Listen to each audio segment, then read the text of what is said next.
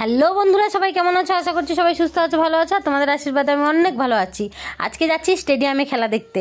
একদমই নয়, স্টেডিয়ামে খেলা দেখতে যাচ্ছি না, কিন্তু স্টেডিয়ামের মতন ফিল আমি তো নেবো, আর তোমরাও আমার সঙ্গে দেখতে থাকো।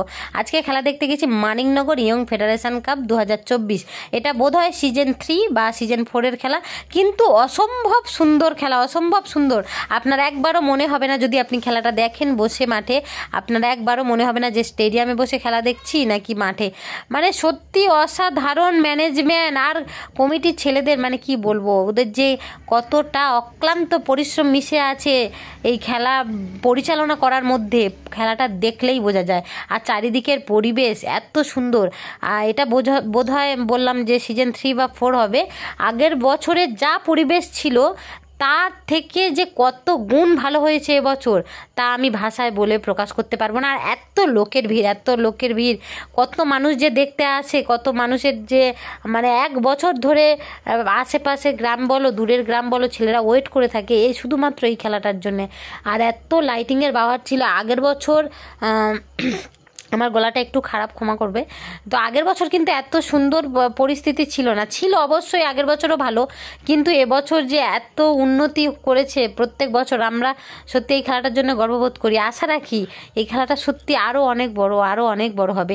প্রাইজ ছিল তো 4টে ট্রফি, 4খানা।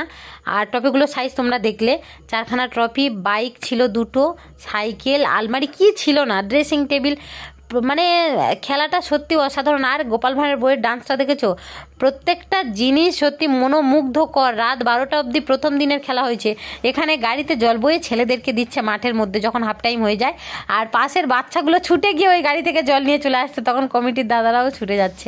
আগের বছর কিন্তু এই গাড়িটাও ছিল না, এবছর গাড়ি। বলছি না প্রত্যেক বছর যে কি উন্নত হচ্ছে খেলাটা।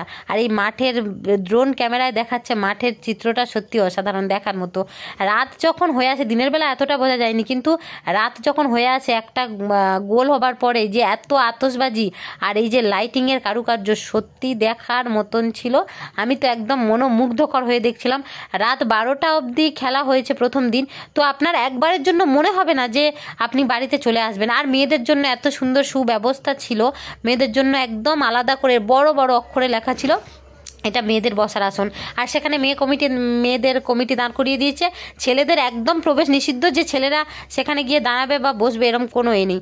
মেয়েদের আসনটা পুরোটাই মেয়েদের জন্য একদম ছিল। আর কি ছিল না, এখানে চেয়ার লিডার ছিল, গোপাল ভাঁড় ছিল, মোটু পাতলু ছিল, গোপাল ভাঁড়ের বউ ছিল, মানে কি ছিল না, ঢাকি ছিল, মেয়েদের ঢাকি স্টাফ এনেছে। তো তোমাদের আমি একটা একটা করে দেখাবো। আর একটা ছিল, আমি জানি না ওদেরকে ঠিক কি বলে, কালো পোশাক পরে, হাতে প্রদীপ নিয়ে, মাথায় প্রদীপ নিয়ে এত সুন্দর করে নাচছিল। আর এই যে তোমরা জানো কি খেলোয়াড়রা এই যে গোল পাক দিয়ে কি বলে, আমি ঠিক জানি না, তোমরা জানলে কমেন্টে বলো। প্রত্যেকটা খেলোয়াড়দের এই নিয়মটা আমি দেখছিলাম, কিন্তু সবাই কি সুন্দর দেখতে, ভালোও লাগে। আসলে আমি খেলার ভিডিওটা বেশি করতে পারিনি, তার কারণটা হচ্ছে আমি একটু পেছনের দিকে বসছিলাম, তার জন্যে কারোর মাথা চলে আসছে, কারোর হাত চলে আসছে, এই জন্য ভিডিওটা বেশি করতে পারিনি। অল্প স্বল্প খেলার ভিডিওটা করেছি। আর চারিদিকে তোমরা মানে লাইটিংটা দেখতে পাচ্ছ, লাইটটা, এটা আমি একদিকের মাঠের একদিকে লাইট দেখাচ্ছি, এরকম চতুর্দিকে। তারপরে চতুর্দিকে বাদ তো ছেড়ে দাও, আরও চারিদিকে যে কত এক্সট্রা লাইটিং ছিল। আর আমার বোধ হয় কিছু সংখ্যক ছেলে শুধুমাত্র চেয়ার লিডারদেরই দেখতে গেছিলো, যারা নাচছিল ওখানে, তারা শুধুমাত্র খেলা বন্ধ দিয়ে ওই জায়গাটায় দাঁড়িয়েছিল। তারপরে খিদে পাচ্ছিলো, এই যে বর্মশাইকে নিয়ে চলে গেলাম একটুখানি খাবার কিনতে। খাবারের দোকানও মানে কি খাবার নেই, কি খাবে, শুধু টাকা থাকলেই হলো। এখানে ছিল, আমি কিনে নিয়েছিলাম বোধহয় একটুখানি চাউমিন আর রোল ছিল বোধহয়, এইটুখানি কিনে নিয়ে চলে এসে আবার একটুখানি বসে বসে এখানে খেলা দেখলাম। আসলে প্রচুর দোকান, মানে সারাদিন শুধু খাওয়া। হ্যাঁ, তারপরে আবার আইসক্রিমও কিনলাম, এটা বলতে ভুলে গেছি। চকোবার, এটা হচ্ছে ওখানকার আশেপাশে বলতে ওখান থেকে একটুখানি গেলে এটা আমাদের মন্দির, খুব বড় মন্দির, এটা শিব চতুর্দশীর বার হয় এখানে, শিবের মন্দির। আর তোমাদের মাঠটা দেখানোর একটাই কারণ, এখানে গাড়ি ছিল অগণিত গাড়ি, মানে 2টো মাঠ পুরো ভর্তি। তারপরে তো তোমরা সাইকেল বাইক এদিক ওদিক যে যেখানে পেরেছে রেখেছে, শুধুমাত্র এই 2টো মাঠ সাইকেল গাড়ি রাখার জন্য দেওয়া হয়েছিল। তো সে 2টো একদম পুরো ভর্তি। আর এটা দেখা যাচ্ছে, বাচ্চাটা দেখো পিছনে চেয়ারে বসে আছে, তোমরা লক্ষ্য করলে কিনা আমি দেখলাম, ওখানে একটা বাচ্চা বসেছিল, সে ওই ছেলেটা নাচছে, সে ওখানে বসে বসে দেখছে। আর দ্বিতীয় দিন গিয়ে তো আমি একদম, এই দেখো দ্বিতীয় দিন গিয়ে আমি বাইরেই দাঁড়িয়ে আছি, একদম জায়গা পাইনি, একদম পুরো ফুল। এই দেখো বাইরে রাস্তা থেকে মাঠের পরিবেশটা ঠিক এইরকম লাগছিল। আর সত্যি বলতে হয়, একটা অনুষ্ঠান অনুষ্ঠিত করতে গেলে অবশ্যই সবাইয়ের অক্লান্ত পরিশ্রম থাকে, কিন্তু যারা কমিটির ছেলেরা ছিল, যারা এই খেলাটা পরিচালনা করছিল, তাদের যে কত পরিশ্রম এর মধ্যে মিশে আছে না দেখলে বিশ্বাস করতে পারবে না। কত দিনের পরিশ্রমের ফলে এই দুদিন আমাদেরকে এতটা আনন্দ দিয়েছে।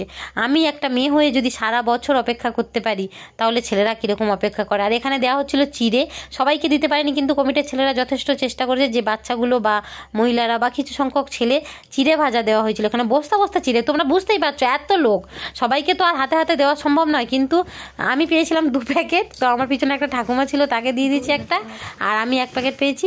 আমার ছেলে আর বড়মশাই কিন্তু পায়নি। আর ভালো লেগেছে এই মেয়েদের ঢাক বাজানোটা, মেয়েরা যে এত উন্নতি করেছে, বাইরের দেশ থেকে চলে এসেছে আমাদের দেশে ঢাক বাজাতে, সত্যি বেশ খুব সুন্দর লাগছিল, খুব সুন্দর লাগছিল। আর এখনও একটা ম্যাচ বাকি ছিল, কিন্তু রাত 12টা বেজে গিয়েছিল, তাই আর খেলা দেখা হয়নি, আমরা চলে গেলাম বাড়িতে। তো ছোট্ট একটা ব্লগ তোমাদের জন্য ছিল, কেমন লাগলো বলো, আর তোমরা সবাই এসো আমাদের গ্রামে খেলা দেখতে। Tata, bye bye.